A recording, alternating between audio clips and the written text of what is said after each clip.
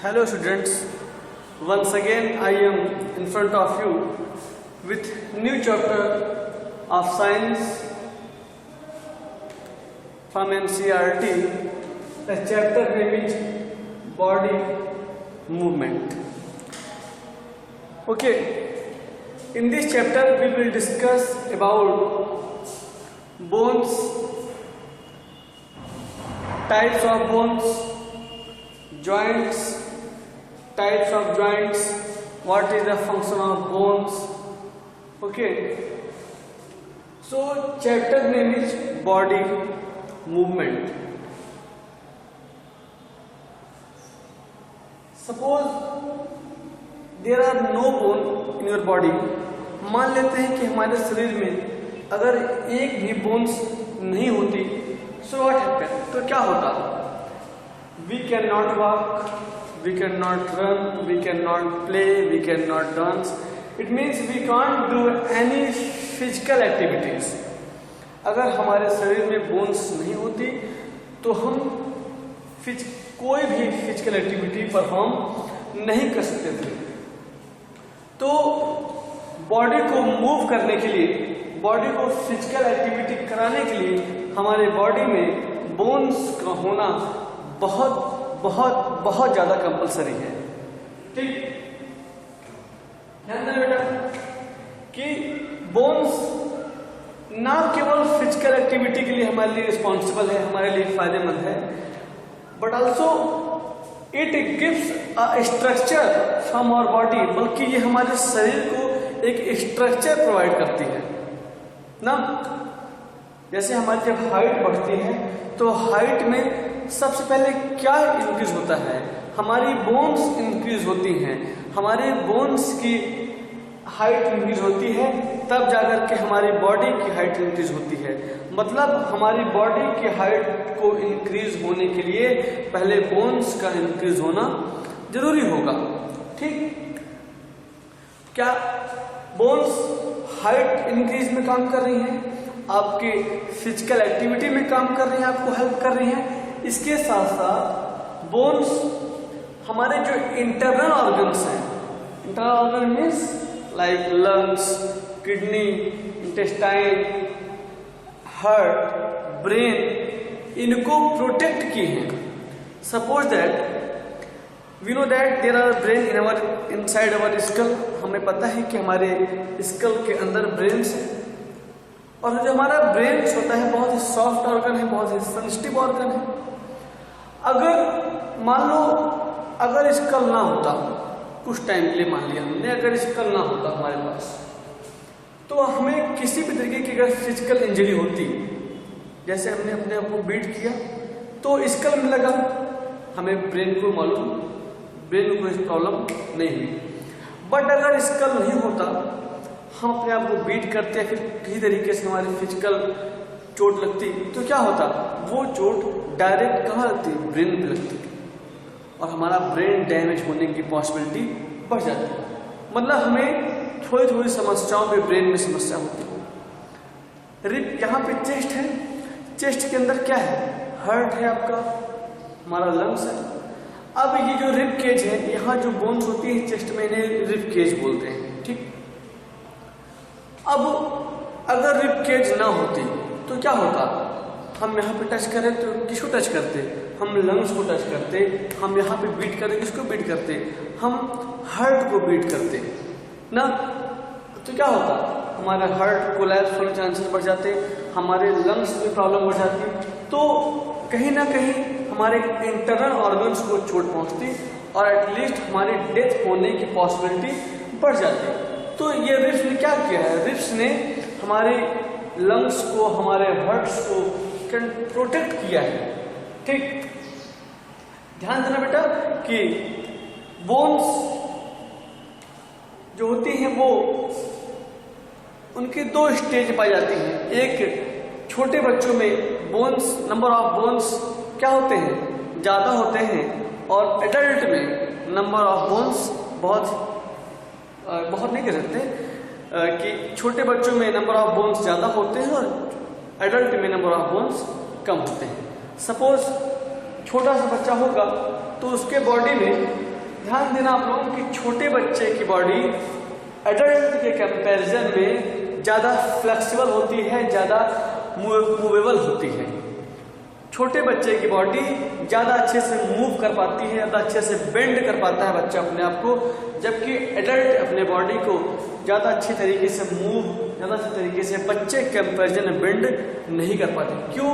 क्योंकि बच्चे के अंदर बहुत मोर देन 300 बोन्स हैं। अब इतनी अधिक बोन्स होंगी उतने ज़्यादा उनमें जॉइंट्स होंगे, ठीक है।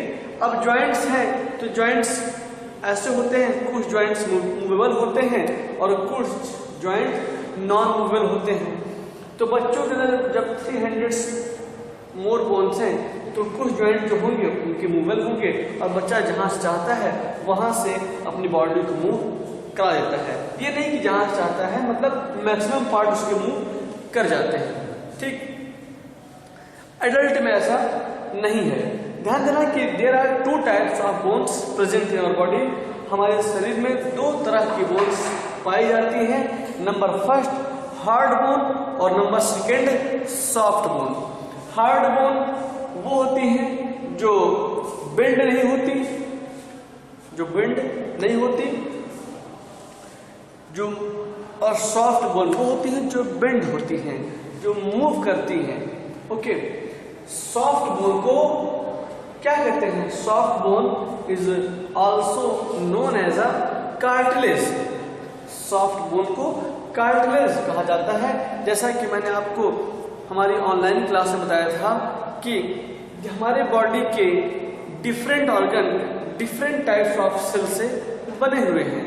हार्ड बोन कुछ अलग सेल से बनी हुई है, सॉफ्ट बोन अलग सेल से बनी हुई है, किडनी अलग सेल से बनी है, लंग्स अलग सेल से बने हैं, हार्ट अलग सेल से बने हैं, ब्लड अलग सेल से बने हैं। तो different type of organ are made up of a different types of a cell.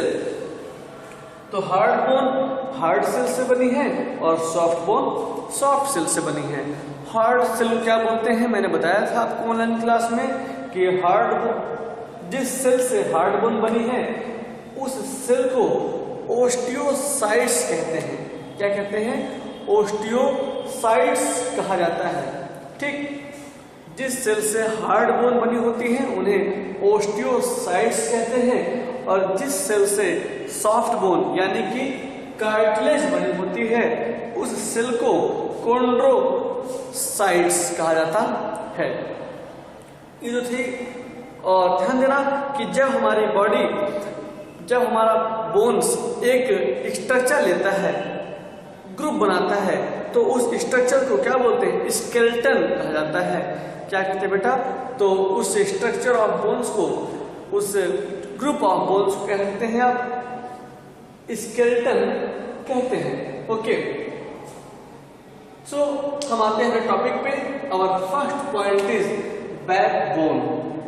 Backbone आप लोग जिसे एक नॉर्मल भाषा में रीढ़ की हड्डी कहते हैं, रीढ़ की बोन्स कहते हैं, उसे बैकबोन इसलिए कहा है क्योंकि ये पीछे होता है, जबकि बायोलॉजिकली इसका नाम बैकबोन नहीं है, ये पीछे की तरफ है, इसीलिए इसका नाम बैकबोन हो गया। अगर ये फ्रंट की तरफ होता तो इसका नाम फ्रंट बोन होता। क्यों? जबकि इसका नाम बैकबोन को बायोलॉजिकल वर्ड में वर्टेब्रा कहते हैं। क्या कहते हैं? वर्टेब्रा कहा जाता है। रीढ़ की हड्डी को, बैकबोन को बायोलॉजिकल लैंग्वेज में वर्टेब्रा कहा जाता है। लिखा है कि the row of small bones that are connected together down the middle of our back. इसका मतलब क्या हो बेटा? इट मीन्स कह रहा है the row of small bones.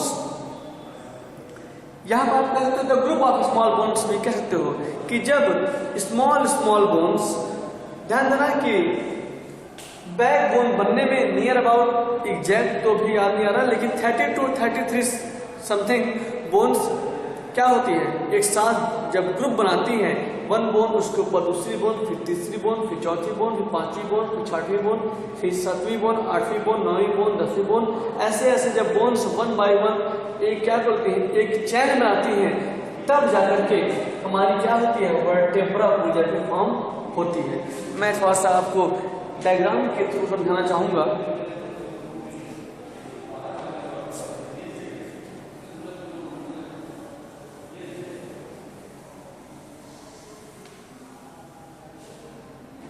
ये रहा आपका, सपोज ये बोन्स है, फिर उसके बाद दूसरी बोन्स है, फिर तीसरी बोन्स है, फिर चौथी बोन्स है, पांचवी बोन्स है। ऐसे करते करते आप जाएंगे तो आपको ये पूरा ध्यान देना बेटा कि हमें एक चीज यहाँ देखने को मिल रही है। क्या मिल रही है कि दो वर्टेब्रास के बीच में, सपोज दैट एक वर्टेब्रा दूसरी वर्टेब्रा, यहाँ पे क्या थोड़ा सा गैपिंग है, यहीं से क्या होती है, यहीं से बेंडिंग होती है, बैकबोन यहीं से बेंड करता है, यहीं से झुकता है, यहीं से मुड़ता है। तो दो वर्टेब्रास के बीच में थोड़ा सा आपको गैपिंग देखने को मिल रही होगी। उस गैपिंग को वर्टेब्रल कॉलम कहा जाता है। ठीक है, what is vertebral column? The gap between two vertebras are called vertebral column. हमारी बैकबोन, हमारी रीढ़ की हड्डी या फिर जिसे हम वर्टेब्रा कहते हैं, वहीं से ये बेंड होती है। ओके, ये देखिए ध्यान रखना कि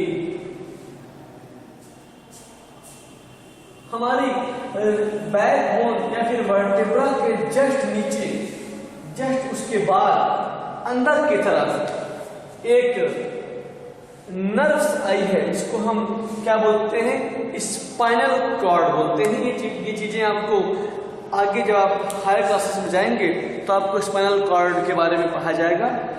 ठीक है, आगे हम आते हैं बेटा, नंबर सेकंड पॉइंट है हमारा ball and socket joint. Ball and socket joint, it is a type of joint in which the ball shaped surface of one round bone fit into the others। मैंने बहुत ही simple language है, NCERT की language में इस सब definition है, लिखा है कि it is a type of joint, ball and socket joint. Ball से नाम से मालूम चल रहा है कि बॉल का शेप कैसा होता है, राउंड स्ट्रक्चर होता है बॉल का। तो कह रहा है it is a type of joint, ये एक ऐसा ज्वाइंट है जिसमें एक बोन्स जिसका सरफेस बॉल शेप्ड का होगा, वो दूसरे बोन के पास आएगी और इस तरीके से उनमें क्या हो जाएगा, दूसरे से ज्वाइंट हो जाएगी। लिखा है कि it is a type of a joint in which the ball shaped surface of one round bone fit into the others, दूसरे में जाएगी और जाकर के फिट हो जाएगी। ठीक है, और ये क्या होगी, मूवेबल होगी। ध्यान देना बेटा कि joints are, some joints are movable and some joints are non movable. कुछ जॉइंट्स मूव करते हैं और कुछ जॉइंट्स मूव नहीं करते हैं, जबकि ball and socket joints are movable. देखो मूव कर रहा है बेटा, यहाँ पे ये देखो ऐसे, और दूसरा ये क्या होता है, मूव करता है ऐसे। ओके, एक मेरा क्वेश्चन रहेगा और मैं एक्सप्लेन भी कर दूंगा कि हमारे स्कल में कौन सा ज्वाइंट है जो मूवेबल होता है। Name the joint in our skull that's are movable. तो कौन सा ज्वाइंट है, ये हमारा जो लोअर जा है, निचला जबड़ा, देखो ये क्या होता है, मूव करता है ना, जबकि अपर जा मूव नहीं करता। तो lower jaw is a movable joint in our skull. Okay, so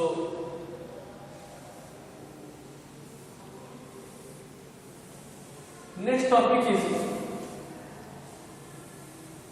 cartilage। जैसे कि मैंने आपको कार्टिलेज के बारे में बहुत पहले बता दिया था कि there are two types of bones present in our body. हमारे शरीर में दो तरह की बोन्स पाई जाती हैं, हार्ड बोन और सॉफ्ट बोन। सॉफ्ट बोन को कार्टिलेज कहते हैं, these are additional part of skeleton। यह भी हमारे skeleton सिस्टम का एक बहुत बड़ा रोल प्ले करता है। उसका एक पार्ट है cartilage that are so soft, यह बहुत ही सॉफ्ट होता है and can be bent, और यह बेंट होता है और यह बेंड हो जाता है। जैसे हमारे जो कान का ईयर्स का, इसको हम पिन्ना कहते हैं बायोलॉजिकल वर्ड में। पिन्ना का जो अपर पार्ट है, ये वाला पार्ट, ये कार्टिलेज का बना है। ये देखो आप, बेंड होता है या नहीं होता, ये मुड़ता है या नहीं मुड़ता। ठीक, ये हमारा नोज टिप जो है, नोज का जो अगला पार्ट है ये वाला, ये कार्टिलेज का बना है, जिसे हम नोज टिप कहते हैं। ये देखो, ये बेंड होता है या नहीं होता, तो ये क्या है, कार्टिलेज है। Cartilage is a type of bone, it is a soft bone. Okay, and last is a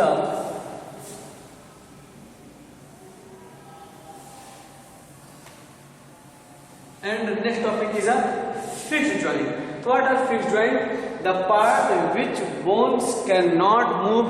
एक ऐसा joint जिसमें bones क्या हो, मूव नहीं कर सकते हैं, उन्हें क्या बोलते हैं, फिक्स्ड joint कहा जाता है। फॉर एग्जाम्पल, हमारे स्कल में कई सारे joints हैं, बट हमारे स्कल में केवल लोअर जॉ मूव करता है, निचला जबड़ा मूव करता है, बाकी और कोई joint मूव नहीं करते, because that are a fixed joint. Okay, तो ये चीजें हुई। अब नेक्स्ट वीडियो में भी कुछ टॉपिक बचे हैं, मैं आपको उसको नेक्स्ट वीडियो में कंप्लीट कर दूंगा। Thank you.